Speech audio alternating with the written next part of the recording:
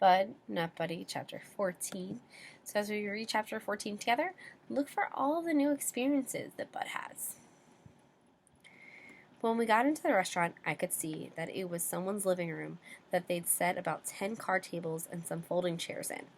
Every table but one was filled, and there were 5 or 6 people standing in the doorway waiting to sit down. We said, "Excuse us," and walked right past. Then the smell of the place got into my nose, and I could tell why folks were lining up to get in. I closed my eyes and took a big snort of air. It was like someone took an old pot and poured about 100 gallons of hot apple cider and 100 gallons of hot coffee into it, then stirred 8 or 9 sweet potato pies, crust and all, into that, and then let 6 big steamy meatloaves float on top of all that. Then threw in a couple of handfuls of smashed potatoes and boiled the whole thing up high. This must be exactly how heaven smells.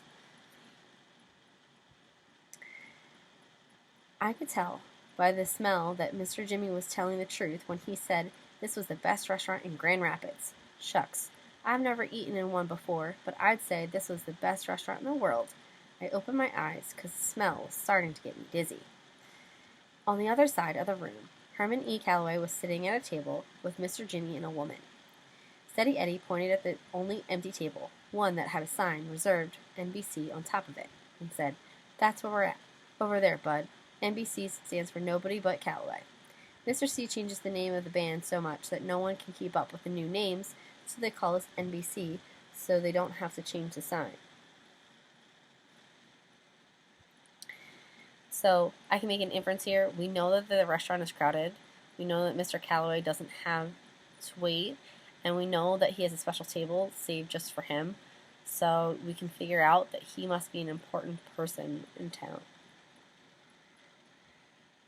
So before I could sit down with them, Mr. Jimmy saw us and said, "Here they are," and pointed at me and waved for me to come over to their table. Shucks, I'd rather sit with the band than with Herman E. Calloway. It would be hard to have a good time eating if you looked up and saw him every time he took a bite. The thug said, "Remember what I said," pointed at the top of his head and acted like he was smacking some kisses. I walked to the other table, but Jimmy said, "Bud, this here's Miss Thomas. She's our vocal stylist." She could tell I didn't know what that meant, so she said, "I'm a singer, honey." I said, "Pleased to meet you, ma'am." She laughed and stuck out her hand for me to shake. There were about 9 diamond rings on just her right hand. She said, "Oh my, a gentleman. I'm pleased to make your acquaintance as well." Then she took all of those ringed-up fingers and rubbed them across my cheek, held my chin and said, "Come here, child," and pulled my face up close to hers. Uh-oh. I twisted my face to get ready for a kiss, but instead she looked real close at me and said, "What's this, baby?" She rubbed her fingers over a couple of sting spots that I'd been scratching. For a second, I was going to tell her that they were vampire bites, but something told me to tell the truth this time. I said, "That's just some hornet stings, ma'am. I got bit when I was at the Amos's locked up in their shed." It was her turn to twist her face up. "When who locked you up in what shed?" "They were the people in the home was paying to look after me. I got bit by their fish head guards." I showed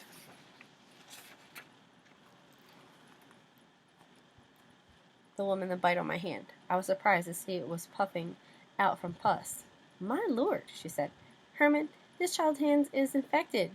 None of you men notice how he looks?"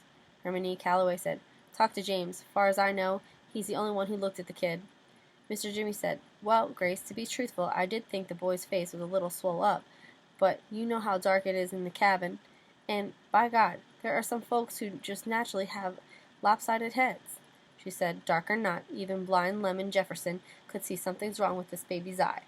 What happened here, Bud?" She touched underneath my eye, as light as a feather. I said, "Well, ma'am, Todd Amos woke me up by shoving a pencil up my nose all the way to the R, and when I went to punch him, I slapped him instead, and it left a big welt on his cheek. So we put up our dukes and went at it, and it didn't take long before I knew I couldn't whip him, so I just curled up and fell down." I looked at Herman E. Calloway to make sure he was listening to the next part. I wanted to let him know that even though he was real mean, our minds thought about things in the exact same way. I said, "I fell down, ma'am, 'cause The Lord give me the good sense to know when enough is enough. He acted like he didn't hear, so I kept talking to Miss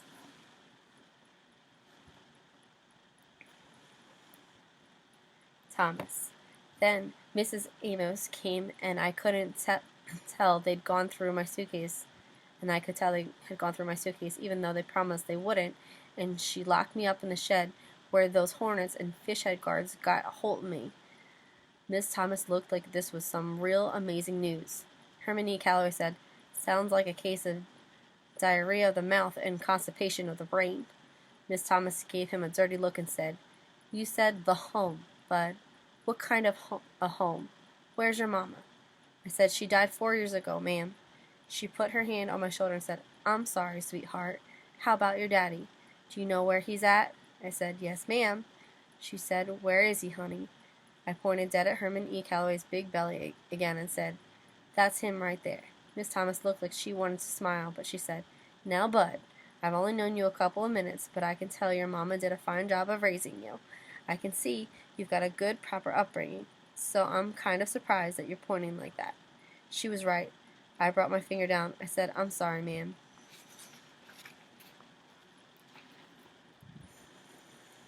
She said, "That's fine, but it wasn't me who got pointed at." I told Herman E. Calloway, "I'm sorry, sir, but I didn't mean it." She smiled and said, "That's better. We all make mistakes. You know what, Bud? You look like you could use a good meal, so why don't you sit right there and join us?" She pointed a ring-covered finger at the empty chair direct across from him. Shucks, how could anyone enjoy their food with Herman E. Calloway staring back at you? But maybe my luck was starting to change. As soon as I sat down, Herman E. Calloway picked up his coffee cup and said, "If you'll excuse me, this is about where I came in," and walked over to where the band was sitting. He told them, "All right, someone's got to give their seat and go with Miss James, Miss Grace, oh, and my son." For a second, it looked like a stampede of dusky devastators and of the Depression. They all jumped up at once and started heading for our table. They saw what they'd done, laughed, and Steady Eddie said, "Take my seat, Mr. C. I want to talk to that kid. He's got the look of the future sax man about it." He came over to our table. Miss Thomas asked me, "Do you mind if I order your supper, Bud?" I said, "No, ma'am. I couldn't believe you got to order what you wanted. I thought you just sat down and they'd bring you whatever was on the stove." A woman came up to the table. She said, "Y'all ready, Miss Thomas?" Miss Thomas said, "We sure are, Tyler." Tyler said, "Who's this little fella? Did y'all pick someone new for the band?" Miss Thomas laughed. "They were getting younger all the time, aren't they? This here's Bud, and he's going to be our guest for a while, so I want to impress him with something special." Tyler said, "Well, you know you brought him to the right place. It's nice to meet you, Bud." I said, "Pleased to meet you, ma'am." She said, "Ma'am, mercy. Miss Thomas, your guest has some real fine manners. I can tell that he isn't one of those rude, crude folks Mr. Calloway usually scours up." Steady Eddie said, "Tyler, I am crushed." She said, "But I apologize for mistaking you for a musician." I told her, "That's okay, ma'am. No offense taken." Miss Thomas said, "Is there any more of that meatloaf left?" "Yes, ma'am, sure is." "How about some okra and mashed potatoes too, Bud?" "Thank you, ma'am." "And does a glass of apple cider sound good?" "Yes, ma'am." "Thank you, ma'am."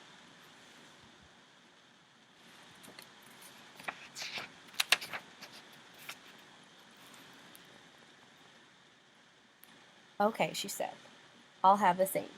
Mr. Jimmy ordered a supper that was all the way different from mine, and Steady Eddie ordered one that was all the way different from his. No wonder you hear about rich folks going to restaurants once a week. This was great. Miss Tyler went away, and Miss Thomas started back on me. "Bud, I've got to let you know that I'm pretty sure that there's just no way Mr. C is your father. Tell me what gave you the idea he was." "My mother did, ma'am." Miss Thomas looked over at Mr. Jimmy real quick, then said, "Sweetheart, did you know a whole lot of people all over the state know Mr. C? Did you know he's pretty famous?" "No, ma'am." "Ah, well. You know what I think? I think maybe your mother heard him on the radio or heard somebody talking about him or saw the band somewhere and told you that Mr. C reminded her of your father and you misunderstood what she meant. Isn't that possible?" "I don't think so, ma'am." She looked at me for a second and said, "Did she come right out and say, 'Your daddy is Herman E. Calloway, Bud?'" "Well, almost." but not in words, just like that.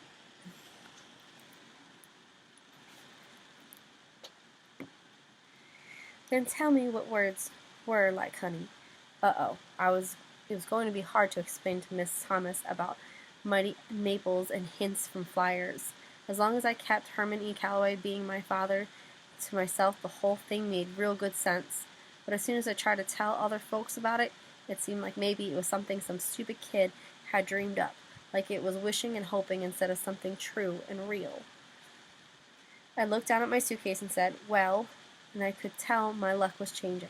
Before I could say anything else, Miss Tyler was at our table with a tray.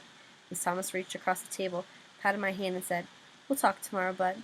I bet you're sick and tired of answering people's questions, aren't you? I said, yes, ma'am, I am, but I didn't notice that she said tomorrow. That might mean that they were going to try to send me back to Flint that they weren't going to send me back to Flint right away. Miss Tyler said, Miss Thomas, and set a plate in front of her, then said, Mr. Jimmy, and gave him some food too. Then said, steady, and put his plate down so that it rattled a little. Then said, and finally, the young gentleman, and put a plate crammed with food in front of me. It was the best meal I'd ever had, and when it was done, Miss Tyler brought me a dessert she called on the house. It was a piece of warm sweet potato pie with some white fluffy stuff called whipped cream swooped all over the top of it. After I shoved the last crumbs of pie in my mouth and scraped up the last little dribbles of whipped cream, I looked around at the people at my table, and I couldn't help breaking out a big smile. I didn't see it before, but now that I looked, I could tell that Miss Thomas must be the most beautiful woman in the world. When she talked, she moved her hands and fingers around, and the lights from the ceiling from all the little candles on the table would bounce off all them diamonds and sparkle up in your eye and make you feel like you've been hit with some kind of magic fairy dust. Then you couldn't help but smile. All the while, she'd hum too, but hum doesn't seem like it's the right word for what she was doing. Most times I'd heard humming before it was just an excuse for not being able to sing, or something people do if they didn't know the words to a song. That doesn't fit the sounds Miss Thomas was making. You couldn't help but look up and wonder if this was a real human being that was making these sounds. What her humming reminded me most of was what feeling you get when you walk barefoot on the railroad track, and for a long time before you can see it, you can feel the train coming right from through the bottoms of your feet. Her humming started slow and easy at first, but then, just like you could feel that train shaking from somewhere far off, after a while, Miss Thomas' humming made you feel like something big and strong was passing right by you, and everything on you was getting rattly and shaky and about to get shook loose. It made you want to drop your fork and grab hold of something solid. From hearing just this little bit of humming, I could understand why Mr. Jimmy didn't call her a singer. Singer wasn't a big enough word to take in the kind of music that was jumping out of Miss Thomas's chest. And I didn't notice before how funny Mr. Jimmy was. The stories he was telling about traveling the country with Herman E. Calloway had us all laughing so much that even after the nosy people at all the tables near ours quit eating and were busting their guts and throwing 2 cents into the stories. The only table that was quiet was where dusky devastators were sitting. It seemed like Herman E. Calloway could make it so you just wanted to sit and watch with your hands with a sad look on your face. And I hadn't noticed before how nice Steady Eddie was either. He talked out the side of his mouth, and he kept his eyes kind of blinked halfway down, especially when Miss Tyler would come to our table to see if we were all right, which she did a lot, and she was the first person I'd ever seen who could eat and talk and laugh and drink and sneeze while keeping a toothpick dangling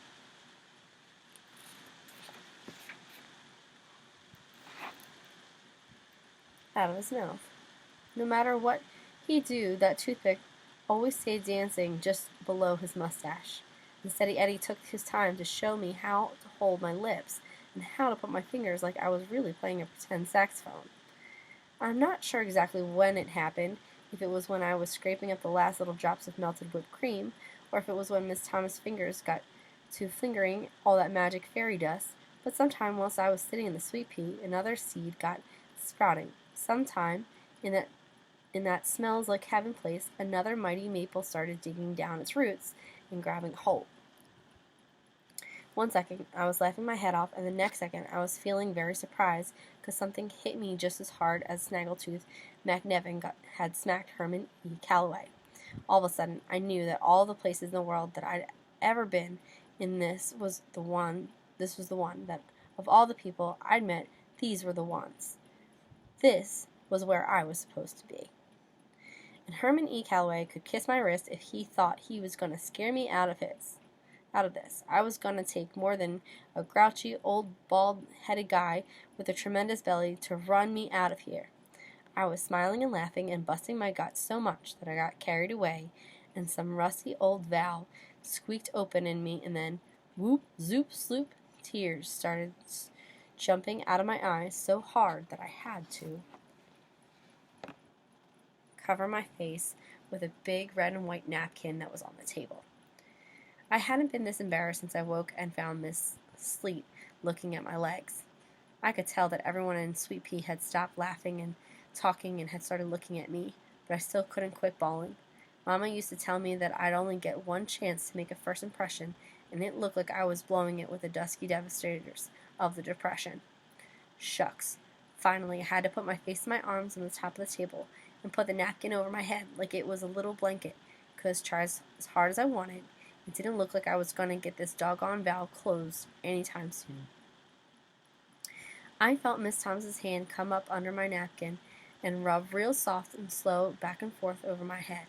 She pulled me out of my chair into her lap and wrapped her arms around me and bounced me up and down on her knee.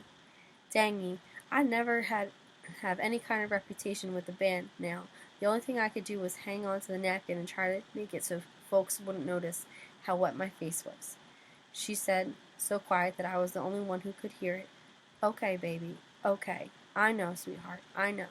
Then she started humming again, and with my ears smashed up against her chest, it felt like all my bones and muscles quit doing their jobs. It felt like something as